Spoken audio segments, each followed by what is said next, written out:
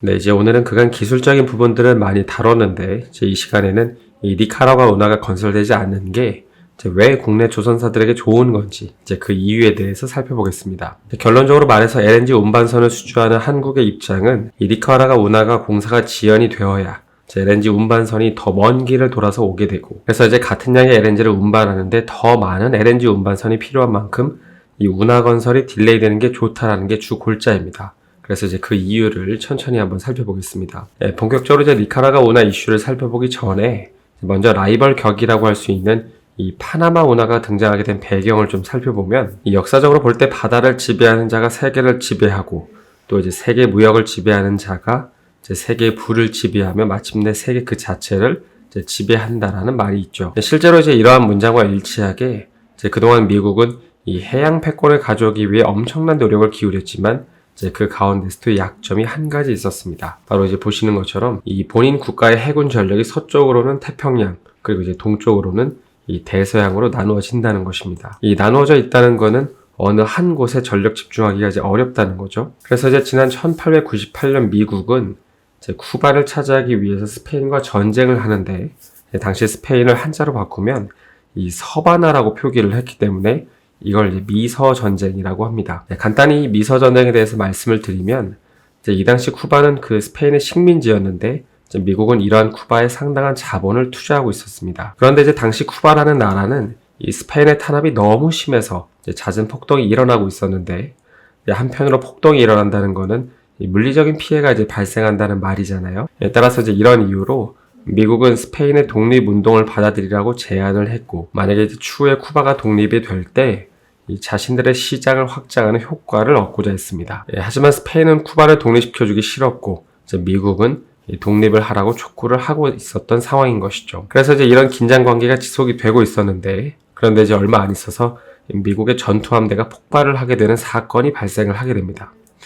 이때 이제 무려 260명이 넘는 미국인들이 사망을 하게 되는데요. 이 자국민이 엄청나게 사망한 사건이기 때문에 이제 미국은 이 사건을 이 스페인의 테러로 단정짓고 선전포고를 하게 됩니다. 결국에 이 전쟁은 이제 미국의 승리로 끝나긴 하는데요. 하지만 이 과정에서 미국은 한 가지 큰 문제가 있었습니다. 그건 바로 이 동부 해안에 있던 주력 함대인 이 오리건호가 참전하기 위해서 이제 미국 서부에서, 그러니까 여기서 이제 출발을 했는데, 이제 쿠바까지 도달하는데 무려 2달이 넘게 걸린다는 것이었습니다. 지도에서 보시는 것처럼 이 오리건호가 쿠바로 오려면 이 남미 가장 밑단까지 내려와서 이렇게 이제 돌아가서야 되는데, 이제 이런 문제 때문에 미국은 이 파나마 지역의 운하를 파기로 결정을 합니다. 하지만 이제 이것도 그리 뭐 이렇게 간단한 문제는 아니었는데요. 왜냐하면 이 보시는 것처럼 이제 이 지역에는, 이 파나마 지역에는 이 바위 투성인 산맥에다가 물길을 내는 것이었고, 게다가 이제 큰 배가 지나가려면 이 폭을 굉장히 넉넉하게 팠어야 됐기 때문입니다. 그래서 이제 이런 어려움 때문에 결국에 파나마 운하는 이 폭이 넓은 배들은 지나갈 수 없는 이 좁은 운하로 완성을 하게 되는 것이죠. 이게 이제 얼마나 좁냐면, 이 파나막스급보다 조금 더 큰 이 포스트 파나막스급이 간신히 통과할 수밖에 없는 이제 그런 폭밖에 안 되는데요. 그러니까 딱 직관적으로 보더라도 통과를 제대로 못하면 옆에 다 긁힐 것 같고 엄청 좁아 보이죠. 이제 시간이 흘러서 2010년이 되는데, 당시 미국은 셰일가스를 가능하면 한 번에 많이 수출을 하고 싶은데, 문제는 보시는 것처럼 파나마 운하가 너무 좁다는 것입니다. 왜냐하면 이제 한 번에 많은 LNG를 운반하려면 배가 커야 되는데, 이 배의 크기에 비해서 파나마 운하의 폭은 너무나도 좁기 때문입니다. 그리고 이제 LNG 선박 같은 경우에는 또 보시는 것처럼 이제 배 밑으로 갈수록 이렇게 뾰족해지는 형태가 아니라 이제 옆으로 넓어지는 구조라서 이제 수심도 더 깊게 파야 됐습니다. 그러니까 단순히 폭만 넓힌다고 해결될 문제도 아니었던 것이죠. 그러니까 폭도 문제였고 이제 수심도 문제였던 것입니다. 그래서 이제 만약에 이 문제를 해결하지 못하면 이제 미국이 보내는 LNG를 수입하는 이 태평양 인근 국가들은 이제 아까 살펴본 것처럼 LNG 선박이 남미 밑에 끝까지 돌아간 다음에 이제 거길 돌아서 태평양을 건너서 받아야 한다는 말이 되는 것이었죠.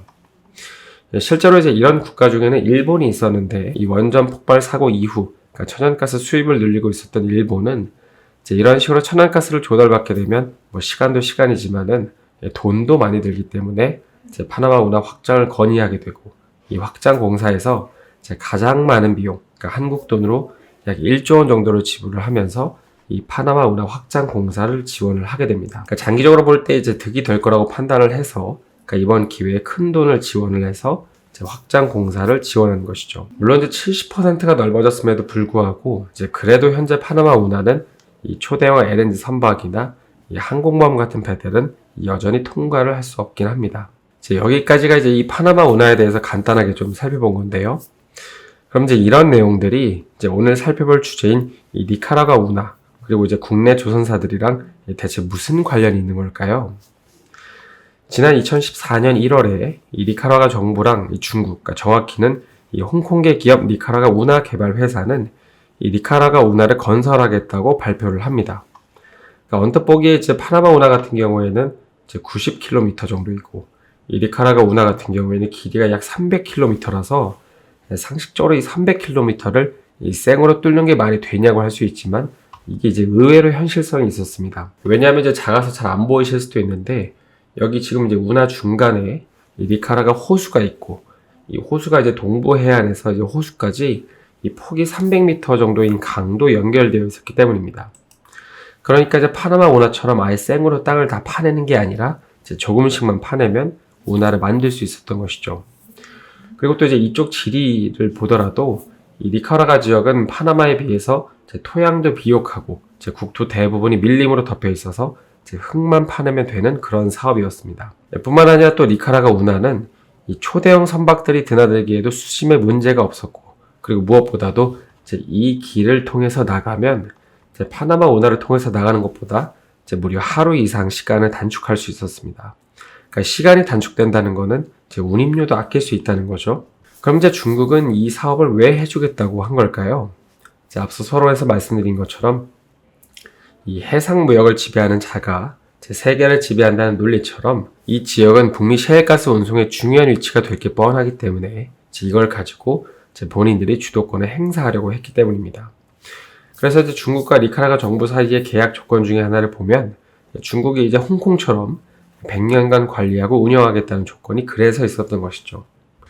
반면에 이제 미국은 본인들 앞마당에 이 중국이 운하를 갖게 되면 휘둘릴 게 뻔하고 추후에 이제 파나마 운하가 막혔을 때 엄청난 리스크를 감수해야 되기 때문에 나름 불편한 기색을 내비쳤었는데 하지만 미국의 바람대로 현재 이 니카라과 운하 프로젝트는 이 착공만 하고 주변에는 소떼나 목조지가 그대로 남아 있습니다.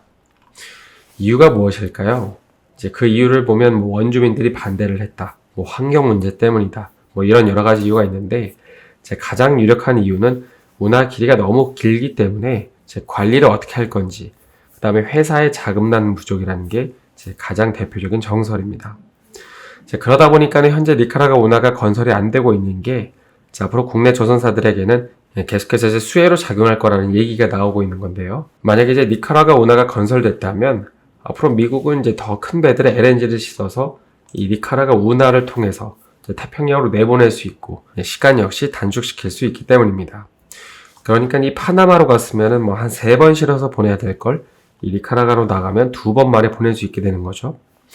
하지만 현재는 이 니카라과 운하 건설이 중단이 되면서 아직까지 초대형 LNG 선박은 이 파나마 운하를 통과하지 못하고 있고 그런 와중에 LNG 수요는 더 늘어날 것으로 보이는 만큼 이 LNG 선박은 더 필요할 수밖에 없다는 것입니다. 그래서 오늘은 니카라과 운하와 이 LNG 선박 수요에 대해서 간단히 살펴봤는데요.